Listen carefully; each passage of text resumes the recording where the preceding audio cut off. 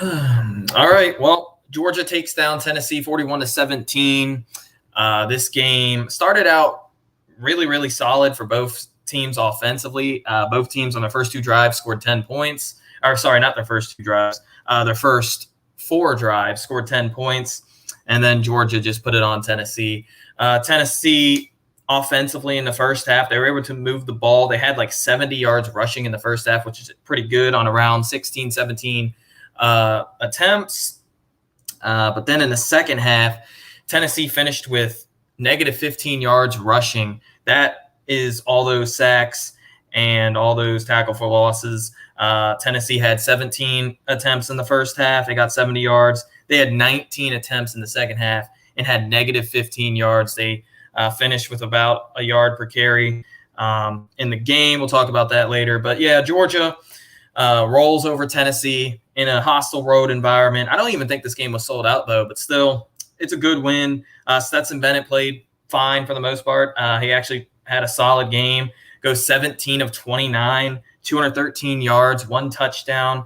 Did some damage on the ground, too, 8 carries, 40 yards, and he also had a touchdown run. Stetson Bennett was actually making plays today on third downs. And even that 1 second and long early in the game, right before the half, it was about 2nd and 16. He steps up, looks like he's going to take off, and he throws a bullet about a 12-yard pass to A.D. Mitchell. We'll talk about him in a second. But that was one of many solid plays that Stetson Bennett was actually able to make today. And then A.D. Mitchell pretty much had all of his 5 catches in the first half on that last drive. He had 5 catches for 65 yards. It's a solid game. But the story was James Cook. James Cook had a total of 13 touches for almost 150 yards and 3 touchdowns. What a game he had. He had 10 carries for 104 yards and 2 touchdowns. And then he had 3 catches for 43 yards and a touchdown. What a game for James Cook. Other than that, rushing-wise, if you look at the stats look pretty good. 41 carries, 274 yards rushing against a really solid front 7. This Tennessee defense, for the most part this year, has been solid through the rush game. They've been kind of hit or miss. You look at some of their games, like to Florida, they gave up quite a bit on the ground. Even to Bama, one of the running backs, Robinson, had a decent game. The Ole Miss game, for the most part, Tennessee shut down the rush except for the quarterback keepers. But still, Tennessee's not a terrible rush defense team. They are not a good defensive team as a whole. And Georgia was able to go for almost 500 yards on Tennessee. They were pretty balanced again. It's what Georgia does best. But Georgia did not turn over the ball today, and that was pretty solid from Stetson Bennett. Georgia was able to create 2 turnovers in this game. We'll talk about the defense now. The most impressive part was the second half and complete domination. Joe Milton came in to relieve Hooker, went 6 of 9 for 88 yards and a touchdown. Okay, that's great. His last 2 drives were against the second and third teamers. That was pretty much Tennessee's entire offense in the second half. The last 2 drives of Joe Milton. Now, they were able to move the ball. Rushing-wise, though, they were completely dominated. And as I said earlier, Georgia gave up 70 yards rushing in the first half. Kirby Smart hates giving up a lot of rushing yards. And Tennessee was averaging around almost 4 yards per carry. But then in the second half, Georgia just put it on, and they recorded over 5 sacks in this game. Channing Tindall, what a game he had. I think he had 3 or 4 sacks himself, and they were all in the second half. So that was very, very, very, very pleasing. Small Tennessee's best running back was held to 12 carries, 49 yards coming into this game. He was looking at almost 400 yards this year. He's a sophomore. Tennessee just wasn't able to run the ball. The passing, Hendon Hooker, he did throw for 240 yards, but he threw 37 passes, so that's barely even 7 yards per attempt. He had that one terrible interception to Kendrick. And like we said earlier, Joe Milton just came in for relieving duties. So there's not really anything else to say about that. Tillman had a really good game. Cedric Tillman for Tennessee. He had 10 catches for 200 yards. But that's really about it. A 41-17 dominating win for UGA. And Georgia faces an FCS teams next week, I believe. They play – let me see who they play. A Charleston Southern, not a good FCS team. So Georgia should take care of business, and then they finish the year with Georgia Tech. So Georgia's final test of the year finally is over before the SEC title game. Georgia Tech isn't a good team at all. Georgia Tech just lost again today, gave up 41 points to Boston College. Didn't look good. But yeah, let's get to comments. I predicted 42-17. I predicted 42-14. I'm not surprised at all that Tennessee scored 17 points. Tennessee's probably the best offensive team that we played up to this point. Although here's the thing. Every game that Georgia plays a solid team, at least a team with a winning record, it seems, Georgia's always doubted. And it's kind of funny. A lot of people expected Tennessee to score UGA. And, Tennessee was getting yards. They almost had 400 yards of total offense. Like I said, 88 of those yards came against second teamers. So let's just be real here. But still, Tennessee was moving the ball a bit. Just couldn't get in the end zone. That's how good Georgia's defense is. Really, that second and third quarter, that second to mid third quarter range, Georgia went on I think it was was it 24, maybe 31 point run there. So yeah, no, it was 27, right? 27 point run, which there's your game for you, Tennessee. But Tennessee just doesn't have enough talent yet, in my opinion, especially defensively, to compete with UGA. I like Tennessee's offense. This is a really good offensive team. I said that coming into this game, but Georgia's defense is insane. And Georgia's defense stepped up to the occasion yet again. So, go Dogs. Yep. How about them Dogs? What a good win. I kind of expected Tennessee to somewhat be able to move the ball in the first half. And then, I did expect Georgia to take it on Tennessee in the second half. Is exactly how I thought this game would go. Congratulations, Tennessee. Scored the most points on UGA this year, 17 points, man. But still, is what it is. These slow starts on offense make me nervous, and it would have been nice to see JT a few drives. Yeah. It is what it is with JT Daniels. There's really nothing else I could say. I think he's the better QB. I think JT Daniels is way better than Stetson Bennett. The only plus side with Stetson Bennett is his ability to run. But that's really it. So the slow starts might catch up to UGA one of these games, might catch them in the SEC title, maybe even in the SEC playoffs. Yeah, the college football playoffs. Listen, Tennessee's defense is not good. To only have 7 points in your first 3 drives, 2 straight 3-and-outs was kind of disappointing. But for the most part, both these teams started out quite well. In my opinion, it was 10-10 in the first 4 possessions each. So there is that, but still, Georgia was able to put it on them after that. So it's not too much of a big deal. I think what helped Tennessee move the ball was the up-tempo. Yeah, the up-tempo for Tennessee is really, really good. I think, and that helps a lot. I think Tennessee had, 90 plays in this game? Something like that. Yeah, they had 83 plays in this game. Georgia offensively had 70. So you see, Tennessee's up-tempo, their fast-paced offense is a great test for UGA. It was something I was very, very, very looking forward to see how this defense is.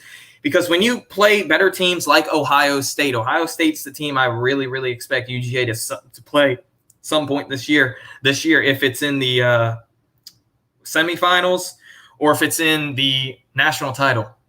Ohio State's offense is similar in ways. It just has a lot better athletes. So that could be the difference. But anyway, yeah, it was a good test for Georgia's defense. And I thought Georgia's defense played really, really well today. Who has the second most high-powered offense behind Georgia? In the SEC, well, Alabama has a better offense than Georgia in the SEC. If we just go off of points, Georgia has a better offense than Tennessee, and I think higher than Ole Miss. Or maybe Ole Miss is just a little bit higher. But I wouldn't say Georgia's offense is high-powered at all. I would, they are scoring points, but they're not really scoring at will. But hey. But yeah, in the country, the best offensive team in the country is Ohio State, without a doubt. They put up 60 points today in the first 3 quarters and then kind of just ran the clock out. Ohio State's probably the second best team in the country. And I think Georgia and Ohio State are really, really close. I don't think anyone else is as close as them. But Ohio State still has to play Michigan State and Michigan and then probably Wisconsin. That is a tough span of 3 games. And they get all 3 of those teams in a row, by the way. So that is a tough span for Ohio State, as these next 3 weeks are going to be huge for them. I really do believe Ohio State will get through it. Michigan's probably their toughest test. But anyway, Georgia had 26 first downs. Tennessee had 22. Georgia was 5 of 12 on third downs. That's not really good. Tennessee was 9 of 19. That's not bad. 3 of 5 on fourth downs. Georgia defensively this year, they're giving up 50% of third down, maybe in the 40s, but something around that. That's about what Tennessee had. Fourth downs, 3 of 5. Tennessee had that touchdown on fourth down. In fact, I think Tennessee was 2 in. Were they 3 and? Did they go 3 for 3 with Milton? I can't remember. It may have been. It may have been 2 for 2. Ohio State plays basically 3 top 12 teams in a row. So good luck with that. But I think they will go 3-0. But anyway, nothing really else to talk about on this game. This game really just wasn't close. I mean, yeah, you could say it was relatively close in the first half. I'm actually pleased with what Stetson Bennett did today. Tennessee's defense is not good at all. Missouri's defense is not good. How many good defenses had Georgia played? I would still consider Auburn to be a good defensive team. I know they gave up 100 points today, but still. Kentucky's a good defensive team. Again, they gave up a lot of points last week, but still. A lot of teams have outliers.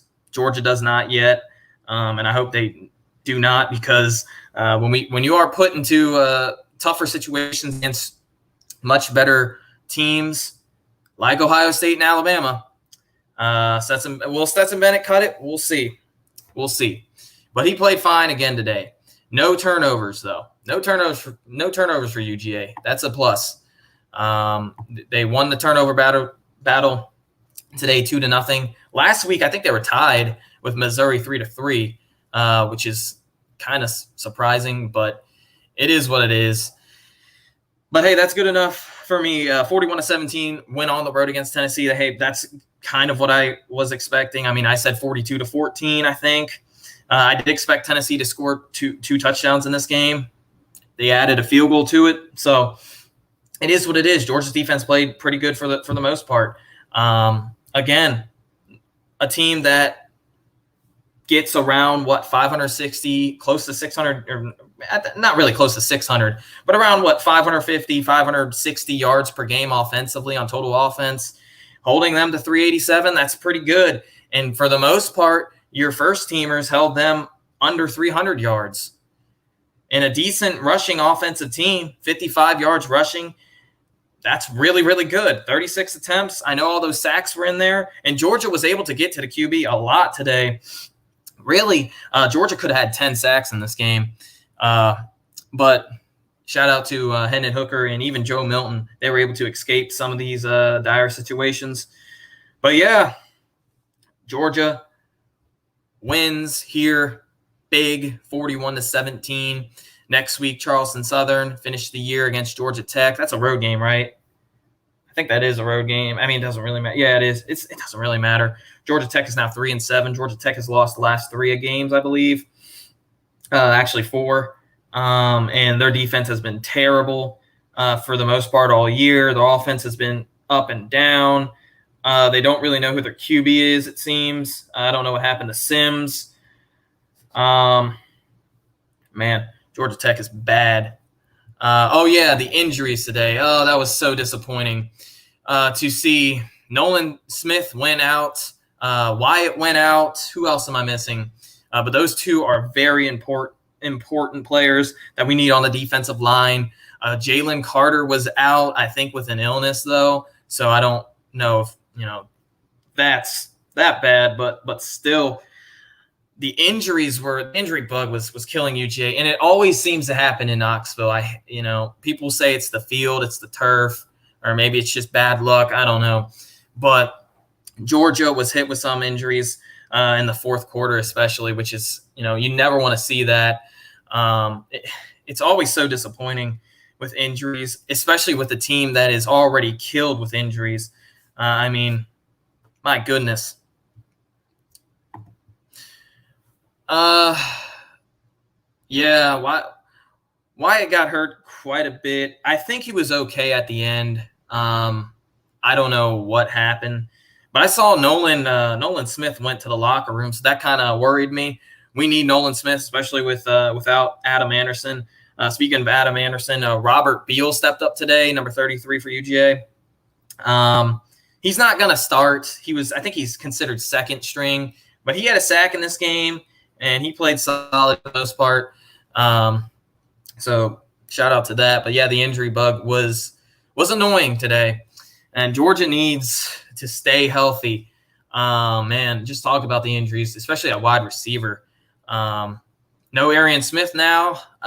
Who else? Dominic Blaylock's not expected to play this year now. That will be 2 years of no football. Some people think he might be back for the SEC title game, but I absolutely doubt it. Still no George Pickens. My goodness, at wide receiver, man. But shout out to all the freshmen that have stepped up so far at wide receiver. That's what's going to happen. Georgia in the second half had 180 yards rushing. So, yeah, it was something close to that. Georgia was able to run the ball today. A lot of that was due to Tennessee's lack of depth and lack of talent, if we're being real. But still, Georgia's offensive line, top 10 in the country. I don't even know if that's a debate. They've been playing really, really well for the most part. They've only given up 6 sacks this year. And if we're being real here, those 4 sacks that Stetson Bennett has taken this year, at least 3 of them were his fault. No, actually, I think Georgia gave up 7 sacks, but it is what it is. Do you fear SB coming back next year and ruining future QB? He's coming back regardless. I don't know what else to say with Stetson Bennett. He played fine today, but man, at some point in time, you got to question what's going on with QB because every year Kirby Smart has been here, even including 2016. There's always been an issue with quarterback. 2016, Grayson Lambert was sent out to start against North Carolina. He was clearly not better than Jacob Eason, right? Then 2017, Jake Fromm comes in for the injured Jacob Eason. I get it, right? Jacob Eason was expected to be back midseason, a week before Florida, I believe. Jacob Eason is clearly better than Jake Fromm, right? We still see Jake Fromm. Okay, I get it. A lot of these games, the defense has won, especially in 2019. The defense, offensive line, and running backs won Georgia a lot of those games, if not all of them. You got to give Jake Fromm some credit in that year, too, in 2017. Hopefully I didn't say 2019, though. I don't know. I thought I said 2017. But anyway, then 2018, Justin Fields. 2019, there wasn't any QB controversy because there wasn't any other quarterback to be. And then last year, JT Daniels. Some say that he was ready before the Florida game. Some say he was even ready week 3. I don't know what there is to say with that, but still, I don't really know what's going to happen with the QB. I expect 2 of them to transfer this year because you got Gunner coming in, Gunner Stockton 4-star recruit, high 4-star, 6'1". I think he's like 200 something pounds. He's a dual threat quarterback out of I think he's out of Georgia.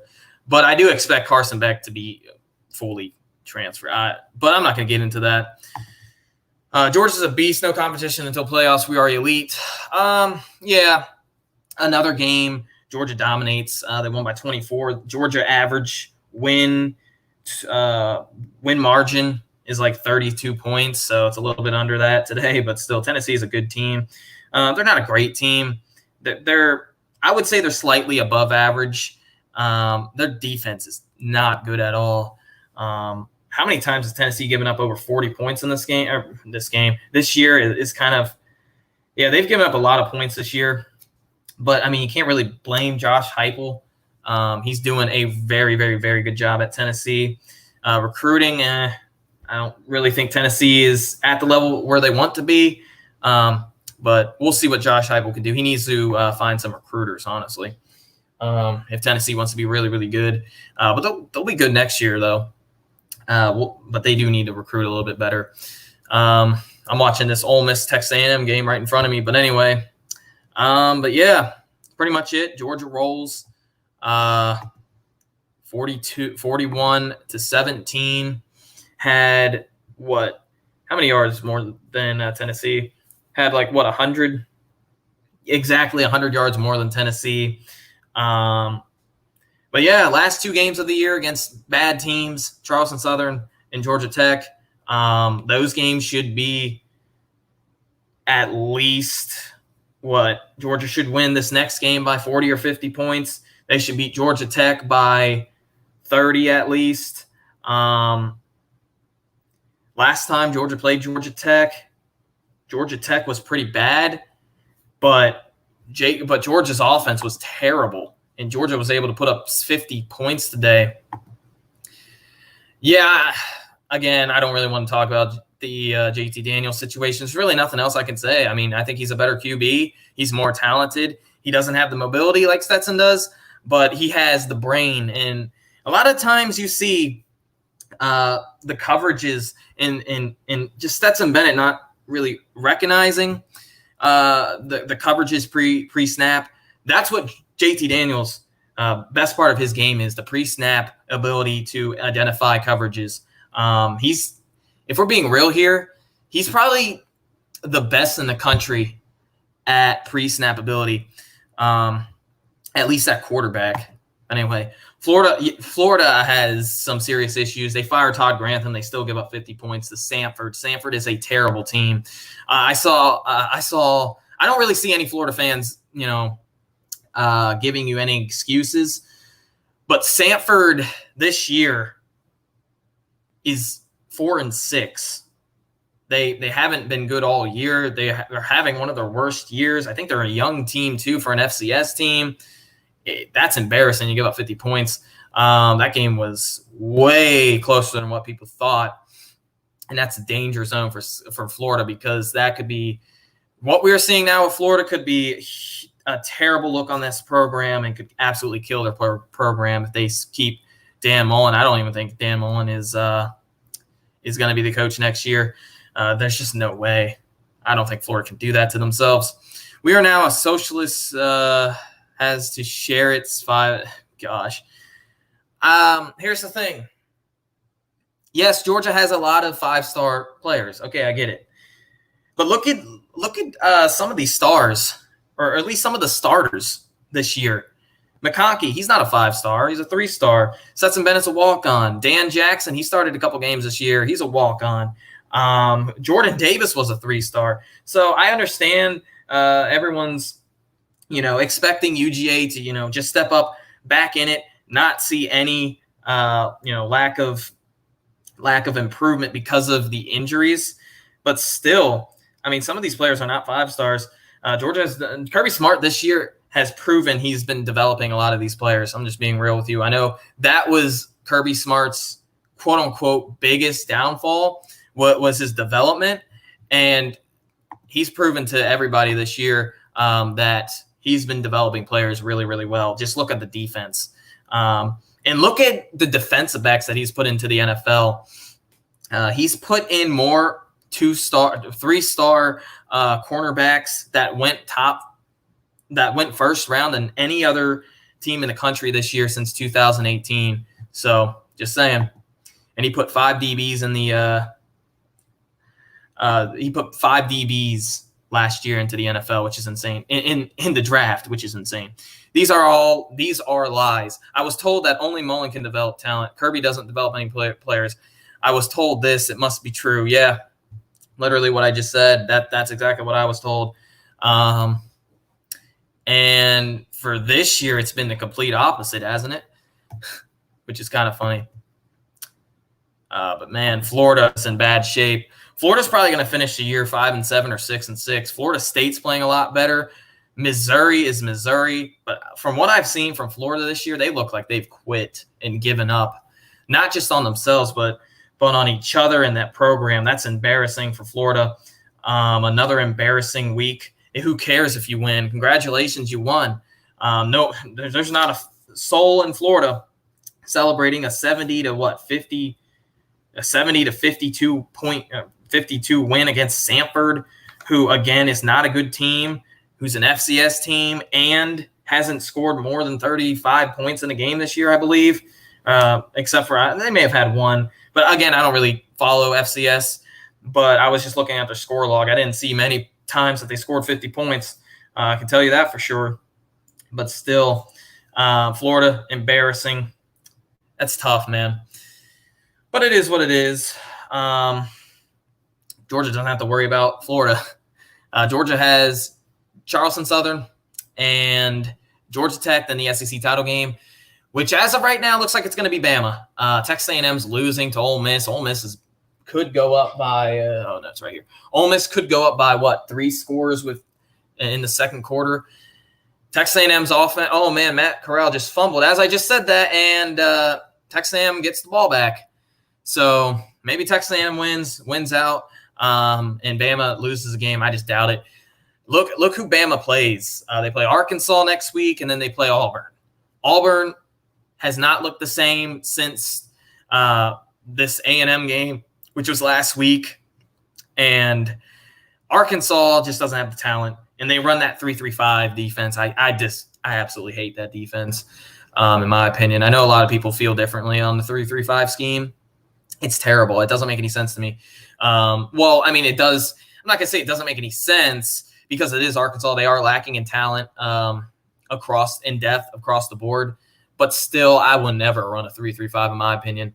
I like the 3-3-4 or 3-3-4. I like the 3-4 defense. I like the 4-3 scheme. I do like the 4-2-5 base scheme. I hate the 3-3-5 base scheme. It just makes no sense to me. Yeah, it's probably going to be Alabama and Georgia in the SEC title, and this is what we want. I love Texas A&M. I like Jimbo Fisher, but I want to play Bama. This team has a lot to prove. It seems every week. Every week this team is doubted. Georgia is doubted almost every week. If it's the spread, if it's that people think they're going to lose for some reason. Go back to Clemson. Week 1 against Clemson. I'm not gonna lie. I thought we were gonna lose this game preseason, but then the week before, I was starting to get into the UGA fandom, and I was like, well, Georgia's gonna win this game. As a fan, kind of getting a little bit too biased. But a lot of people said Georgia was gonna get stomped. This game wasn't gonna be close. I was just like, I don't know what you're talking about. Georgia and Clemson. Remember, preseason were 2 evenly matched teams, at least again preseason. Then moving on, who does Georgia play? They play Arkansas. Arkansas was probably Georgia's biggest test then. Yeah. People are like, oh, this is Georgia's game. They're going to lose. Arkansas is hot. They're a top 10 team. Their offense has been really, really good. KJ Jefferson is the next Cam Newton. This, that, in between. Georgia 37-0s them. Then we got Auburn. Oh, man, Auburn's a really, really good team. I'm telling you, this is the game Georgia's going to lose. Georgia beats them 34-10. And so on and so forth. Florida's going to get them. Kentucky's going to get Georgia. Missouri, Georgia's not going to cover the 40-point spread against Missouri. They're just not good enough. The same thing. It's like every week. Tennessee, oh man, Tennessee's going to win. So we hear this as Georgia fans every single week. You got to catch that. But yeah, it is kind of funny. Yeah, I want Bama too. I just want to beat them. I'm telling you right now, I think Alabama is the third best team in the country. I think Georgia would beat them by at least two possessions. And I know that's, you might say I'm a biased fan. I get it. But from what I've seen so far, Bryce Young does not handle pressure as well as Bama fans would like. The rush game is non-existent. It would not matter against UGA. I know Bama's rush game has gotten better, but it would not matter against UGA. It would be non-existent. And then defensively, they've had some issues this year on all aspects of the ball, except for really defensive line. But still, they've given up some rushing yards. They gave a lot of rushing yards to Florida. Their defense in some of their biggest moments has been a disappointment. Against the Florida game, against Texas A&M. Texas A&M, that was just a very big disappointment. Against Tennessee, their defense was letting them down. So I really, really, really think Georgia would beat Alabama by 2 possessions. I really do believe that. If they were to meet in Atlanta, which I do expect them to. But hopefully there's no more hopefully there is no more injuries, man. I think you stop well, here's the thing. Alabama's got a really, really good passing offense. They're top 5 in passing. Maybe not statistically, but still, just go watch them play. Them and Ohio State, throw in Ole Miss. Those are probably your 3 best passing offensive teams. Who am I missing? I guess you got to say Mississippi State, but I'm just basing it off of the scheme, really. Air Raid's kind of it's a little bit different, but yeah, Alabama's passing offense is insane, and there are some years in which Georgia really shut down the rushing against Alabama, and Bama still was able to score with their passing and their elite wide receivers. Looking at Bama's wide receiving core this year, they have 1 elite wide receiver, Jameson Williams. They don't have multiple. John Mechie is a very good wide receiver. He's not elite, in my opinion. Then who else they have? Hall. They have a couple really good wide receivers. Not on the elite level, at least in my opinion. But yeah, Alabama versus Georgia expected to be the SEC championship game. A number 1 versus 2 game, that would be insane. I would love to see that. Last time that there was a number 1 versus number 2 SEC title game was back in 2009, Florida and Alabama.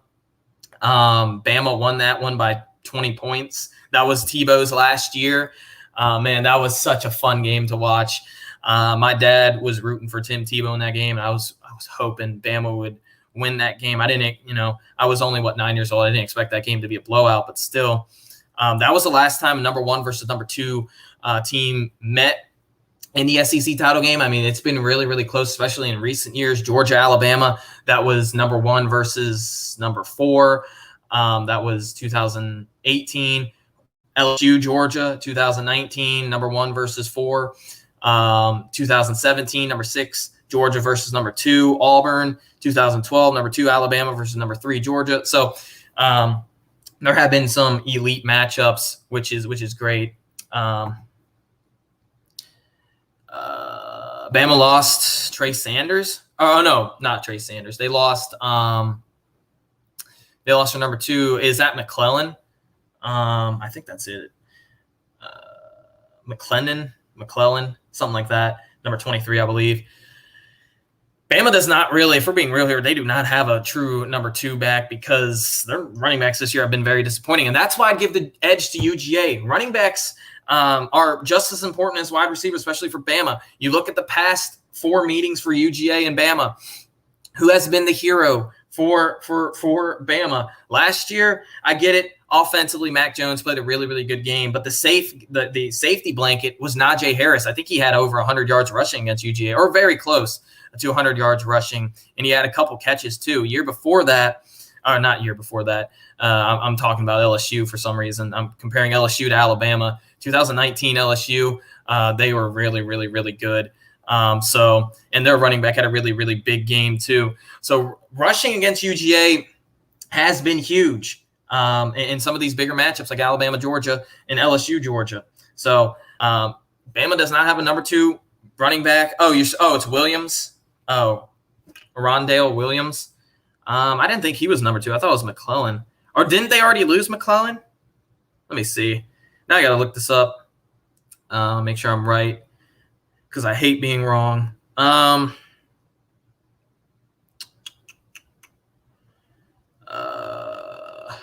Let's see. I'm pretty sure McClellan is their second string running back. No, you're right. It is Roydale Williams. I was just mixing up the numbers for some reason. Nice. But yeah, they lost him today. I did not even know that. I wasn't even watching that game. Wow. That's huge. Yeah, Roydale Williams. That was who I was talking about, number 23. I thought it was McClellan. And I'm probably saying his name wrong too, but I know he was a 5-star. I don't know about Roydale Williams. I think he was, a 4-star. But yeah, they lost McClellan week 2.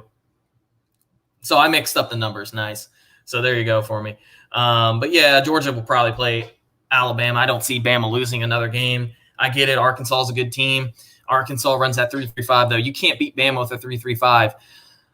There has not been a team in the Nick Saban era that has beaten Bama with a 3-3-5 defensive scheme. You just can't. You have to have 4 on the line at least. Come on. I just don't understand it. Again, they don't have. I said it earlier. They don't have the athletes yet at Arkansas, but come on. I just don't like it. I just don't like that scheme. I can go on and on about it. There'd just be no reason to. But anyway, guys, I'm going to get out of here. Good win for UGA. We'll talk. Last thing to talk about. Georgia wins 41-17. Completely dominated the game from the second quarter on. First quarter, Tennessee gave Georgia a lot to look at in the first 2 or 3 drives. You could really, really tell those read option plays where they slipped out the offensive, the guard, I think, in the the guards that they worked on in the first quarter, the first 2 drives. Georgia instantly found a way to come up with a alternative to stop the run, which is why Georgia held them to negative 15 yards rushing in the second half on 19 attempts. Imagine just saying that. Georgia held Tennessee to negative 15 yards rushing in the second half on 19 attempts. That's insane, man. But yeah, you guys have a good one. I'll see you guys maybe next week. I don't know if there's any point to do a post game. I'll definitely see you Georgia Tech. Maybe not. We'll see. I don't know when I'll see you guys next. But thank you guys for watching. Make sure you guys are subscribed to both the Georgia channel and the SEC channel at the Voice of College Football. We do videos daily, especially during the college football season. Mark Rogers especially has other people on board during the week. He gets analysts from all around the country to come in and do videos with him, which is very cool, by the way. He gets guys from 247 Sports. He gets guys from all throughout the country, all different all different sporting analyst sites. You'll see Mark Rogers is able to get them. Make sure you guys are subscribed and like the video and comment while you're at it for us. Comment if you're still watching this video. Tell me what you think the score prediction next week will be against Charleston Southern. I want to see some comments. I'll look through them. In a day or so. Anyway, guys, I'll see you in the next one. Peace.